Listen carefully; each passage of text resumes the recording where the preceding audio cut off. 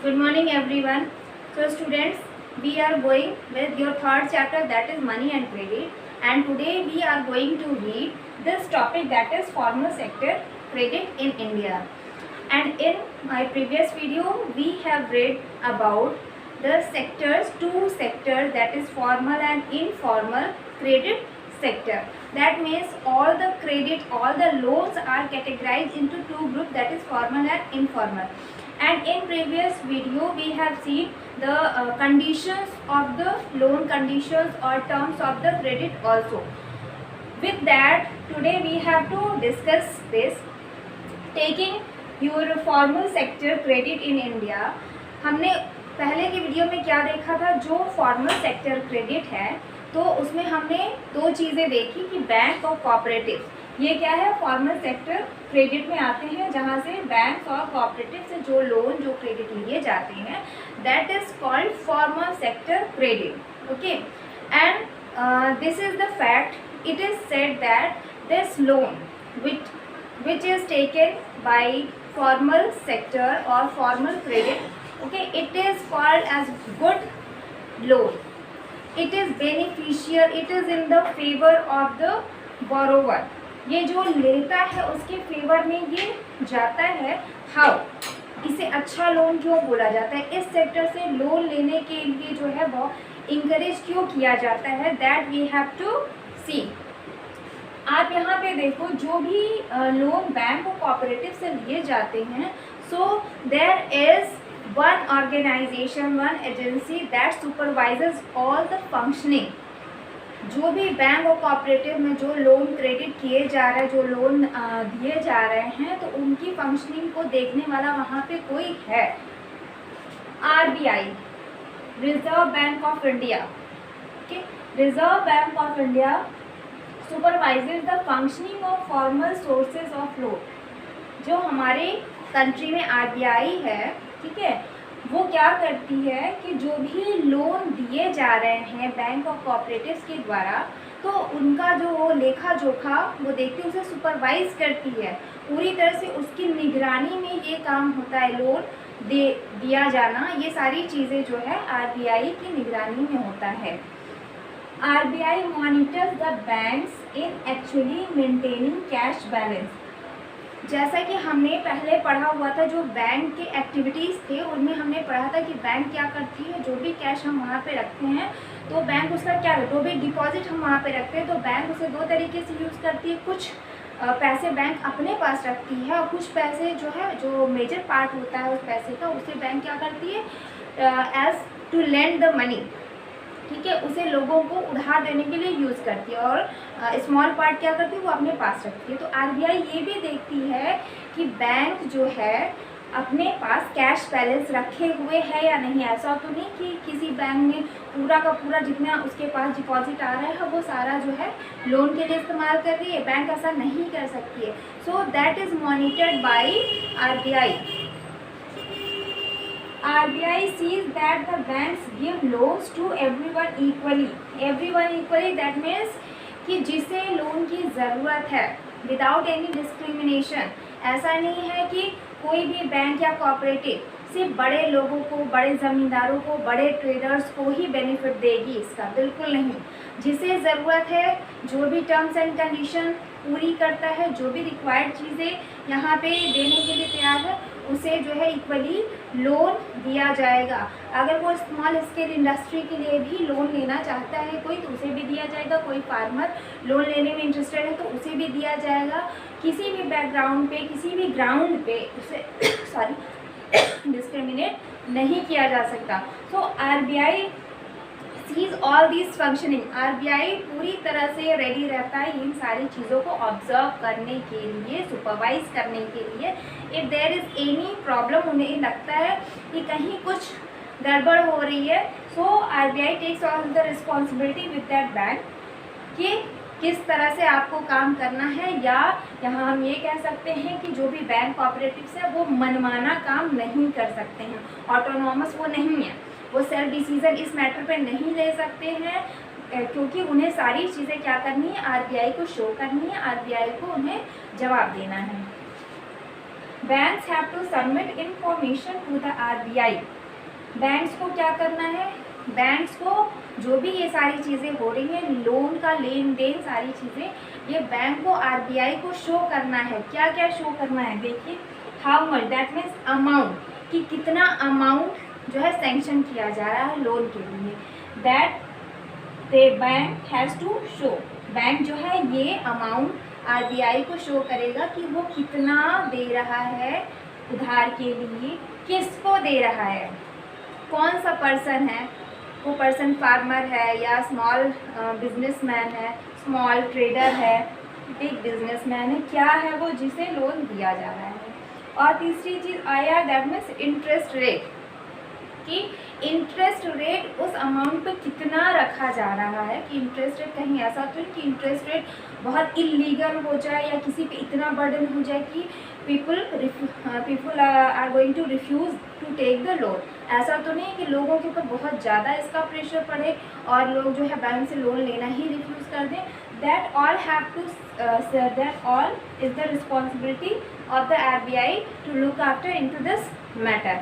ये सारी चीज़ें RBI के सुपरविज़न में हो रही हैं। That is why it is said that loans which is taken by the formal sector, that is very secure, that is very good, and borrowers are not in the pressure, are not suppressed। borrower यहाँ पे बहुत ज़्यादा अपने आप को बहुत दबाव में महसूस नहीं करता है।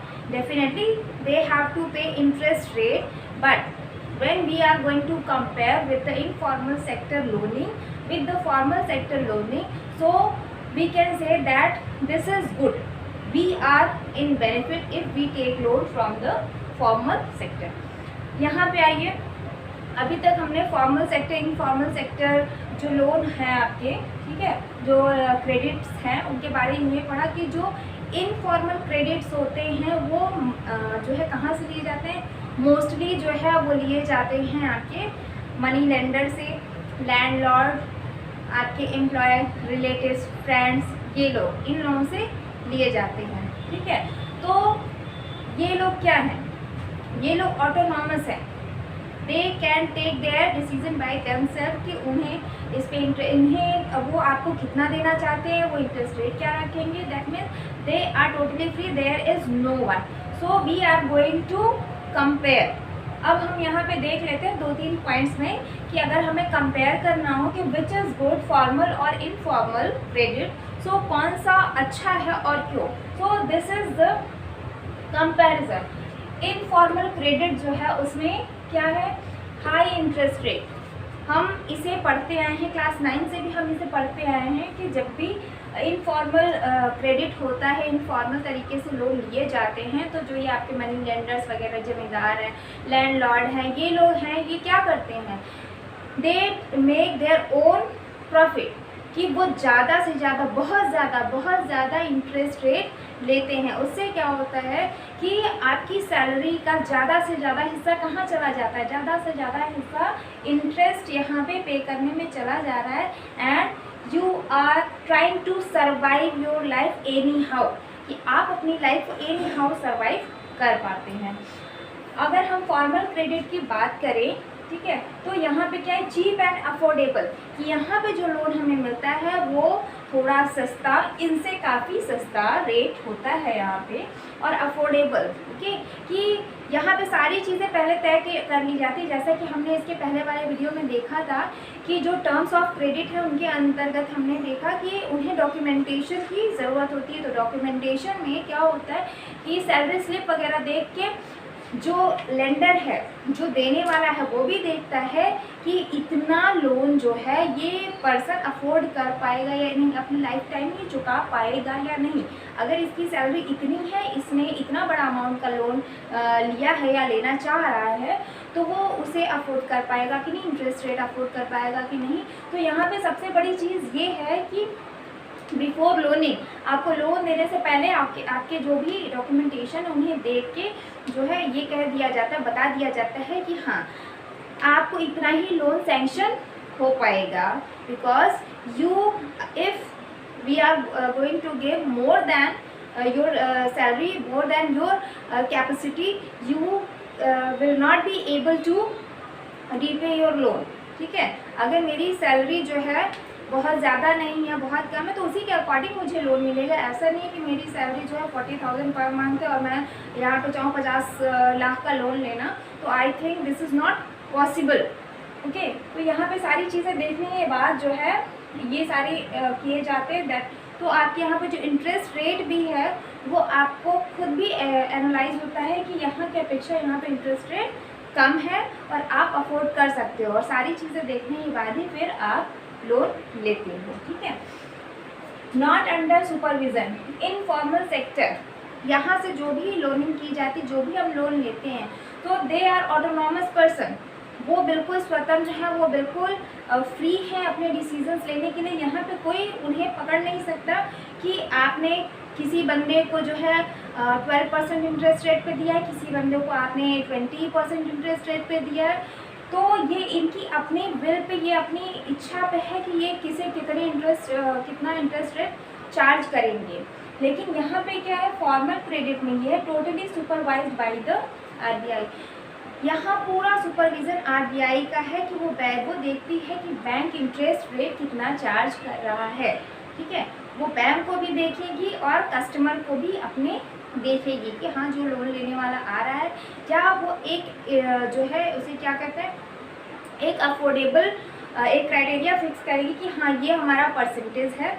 और ये सारी चीज़ें देखते हुए कि हाँ हमारे कंट्री की जो भी आपकी आती है एवरेज इनकम, नेशनल इनकम, सारी चीज़ों को देखते हुए, यहाँ के लोगों की कंडीशन को देखते हुए एक पैटर्न सेट किया जाता है कि शायद ये अगर 5.5% है या 8% है तो ये जो है मोस्टली पीपल के द्वारा जो है अफोर्ड कर लिया जाएगा.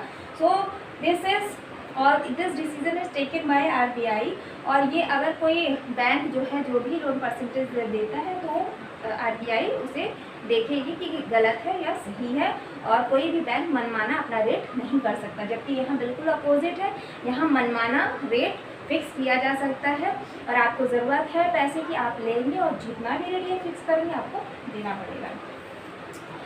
लेंडर्स पर्पज़, जो यहाँ पे लेंडर जो आपको उधार दे रहे हैं उनका पर्पज़ क्या होता है, उनका पर्पज़ होता है ज़्यादा से ज़्यादा आपका एक्सप्लॉयटेशन करके अपने आप को रिच बनाना. कि आप पे जो भी इंटरेस्ट रेट वो चार्ज कर दिए हैं, अब आपको वो देना है, चाहे वो ज़्यादा आपको लगे चाहे वो बहुत ज़्यादा आपको लगे, तो वो आपको यहाँ पे देना है. तो आपकी सैलरी का मोस्टली जो आपकी सैलरी की जो मोर देन हाफ पार्ट है वो इनके पास चला जा रहा है. ये जो है रिच से और रिच हो जाएंगे और आप क्या करेंगे, आप अपनी लाइफ को सरवाइव करने के लिए जूझते रहेंगे. तो ये लेंडर्स का पर्पस होता है सिर्फ अपना प्रॉफिट देखना, ना कि आपका प्रॉफिट देखना कि आपको मदद की ज़रूरत है तो वो दे रहे हैं, ऐसा नहीं है. वो आपको इसलिए दे रहे हैं क्योंकि उन्हें खुद को ज़्यादा से ज़्यादा प्रॉफिट देना है. फॉर्मल सेक्टर में क्या है, to support the people for countries development. जो फॉर्मल क्रेडिट होते हैं वो जो है इसलिए दिए जाते हैं ताकि हमारी कंट्री का डेवलपमेंट हो सके. क्योंकि बहुत से स्मॉल स्केल ट्रेडर्स ऐसे होते हैं जिनके पास जो पैसे नहीं होते, ठीक है, lack of money, in the lack of money they can't start any trade any business. Okay, वो अपने किसी बिजनेस को स्टार्ट नहीं कर सकते. तो यहाँ पे जो क्या है, हमारा फॉर्मल क्रेडिट वो सपोर्ट करता है लोगों का. यहाँ पर्पज़ है सपोर्ट करना, ठीक है. यहाँ बैंक की भी अपनी अर्निंग होती है, ऐसा नहीं है, लेकिन यहाँ का पर्पज़ सिर्फ बैंक की अर्निंग नहीं है. यहाँ का पर्पज़ लोगों को सपोर्ट करना, लोगों को इंडिपेंडेंट बनाना ताकि कंट्री का डेवलपमेंट होता रहे. जितना ज़्यादा से ज़्यादा लोग जो है आत्मनिर्भर रहेंगे, भले वो लोन लेके अपना बिजनेस स्टार्ट करे, कुछ भी करे, बट वो अगर अपने पैरों पे है तो वो हमारे कंट्री का एक डेवलपमेंट तैयार कर रहे हैं. क्योंकि हर एक बंदे का रोल है कंट्री के डेवलपमेंट में. तो students, I think this comparison, okay, in 3 points this is clear to you, and after this discussion you are able to get this answer that which credit is good, formal or informal, and why it is called that people are in the benefit if they take loan from the formal credit sector. Okay, so students, in today's video only this much. I think everything is clear to you. And students, if anything which is left and it is not clear to you, please give in my comment section. I will try to answer you. Thank you students.